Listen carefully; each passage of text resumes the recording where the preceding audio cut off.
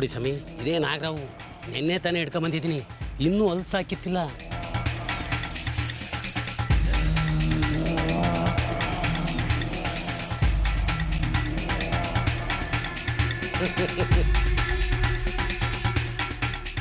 ಇದಲ್ಲ ಕಣಯ್ಯ, ಇದಕ್ಕಿಂತ ವಿಷಯ ಇರೋ ಹಾವಿದ್ಯಾ?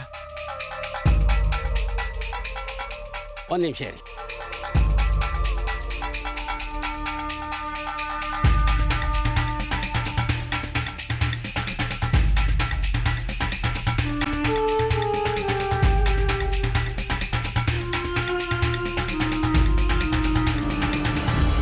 ನೋಡಿ ಸ್ವಾಮಿ, ಇದು ಕಟ್ಗೆ ಹಾವು ಅಂತ. ಇದು ಮನುಷ್ಯನ ಕಚ್ಚಿ ಅರ್ಧ ಗಂಟೆ ಒಳಗೆ ಲಕ್ವ ಹೊಡೆದು ಹಾರ್ಟ್ ಅಟ್ಯಾಕ್ ಆಗಿ ಇಮಿಡಿಯೇಟ್ಲಿ ಶಿವನ ಪದ ಸೇರ್ಕೊಂಬ. ನನಗೆ ಇಂಥ ಹಾವೆಲ್ಲ ಬೇಡಪ್ಪ, ಇದಕ್ಕಿಂತ ಘೋರವಾಗಿರೋ ವಿಷದ ಹಾವು ಬೇಕು ನನಗೆ. ಕೊಳಕ್ ಮಂಡ್ಲೆ ಇದೆ, ತೋರಿಸ್ಲಾ? ಛೇ ಛೇ ಛೇ, ಈ ಕೊಳಕ್ ಮಂಡಲ, ಕಟ್ಗೆ ಹಾವು, ನಾಗರ ಹಾವು ಇದೆಲ್ಲ ಬೇಡ. ಇದಕ್ಕಿಂತ ಸ್ಟ್ರಾಂಗ್ ಆಗಿರಬೇಕು, ಕಚ್ಚಿದ ತಕ್ಷಣ ಸತ್ತೋಗ್ಬಿಡ್ಬೇಕು ಅಂತ ಹಾವಿದ್ಯಾ ಹೇಳು. ಕಚ್ಚಿದ ತಕ್ಷಣ ಸಾಯಬೇಕು. ನೋಡಿ ಸ್ವಾಮಿ, ಕಚ್ಚಿದ ತಕ್ಷಣ ಸಾಯ್ಬೇಕು ಅಂದರೆ ಕಾಳಿಂಗ ಸರ್ಪದಿಂದ ಮಾತ್ರ ಸಾಧ್ಯ. ಹಾಂ, ಕಾಳಿಂಗ ಸರ್ಪ ಹಾವಿದ್ಯಾ? ಕಾಳಿಂಗ ಸರ್ಪ ಹಿಡಿಯೋದ ಸ್ವಾಮಿ, ಅದನ್ನು ಹಿಡಿಯೋದು ಅಷ್ಟು ಸುಲಭ ಅಲ್ಲ. ಅದು ಅಲ್ದಲೆ ಕಾಡಿಗೆ ವಾರಗಟ್ಟಲೆ ಹೋಗಿ ಅಲ್ಲೇ ಇದ್ದು ಹುಡುಕಿ ಹಿಡ್ಕೊಂಬರ್ಬೇಕು. ಅದು ತುಂಬ ಕಷ್ಟದ ಕೆಲಸನೇ. ಬೇರೆ ಯಾವ್ದು ಬೇಕಾದ್ರೆ ಕೇಳಿ ಕೊಡ್ತೀನಿ. ನನಗೆ ಅದೇ ಹಾವು ಬೇಕಯ್ಯ.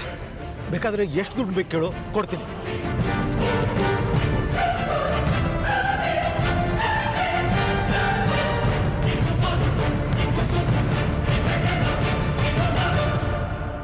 ಸರಿ ಸ್ವಾಮಿ, ಕಾಡಿಗೆ ಹೋಗಿ ಕಾಳಿಂಗ ಸರ್ಪನೇ ಹಿಡ್ಕೊಬತ್ತೀನಿ.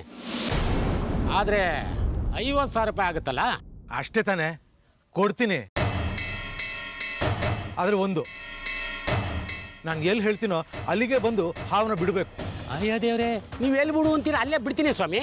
ಸರಿ ಆಗಿದ್ರೆ ತಗೋ, ಇದು 10,000 ರೂಪಾಯಿ ಅಡ್ವಾನ್ಸು, ಮತ್ತು ಇದು ನನ್ನ ಫೋನ್ ನಂಬರ್. ಹಾವು ಹಿಡಿದ ತಕ್ಷಣ ನಾನು ಫೋನ್ ಮಾಡಿ ತಿಳಿಸು. ನಾನು ಎಲ್ಲಿ ಹೇಳ್ತೀನೋ ಅಲ್ಲಿ ಬಂದು ಬಿಡಬೇಕು. ಆಯಿತು ಸರ್. ಮಿಕ್ಕಿದ ದುಡ್ಡು ಕೆಲಸ ಮುಗಿದ ಮೇಲೆ. ಆಯಿತು ಸರ್. ಫೋನ್ಗೋಸ್ಕರ ಕಾಯ್ತಿರ್ತೀನಿ. ನೀವು ನಡೀರಿ ಸ್ವಾಮಿ.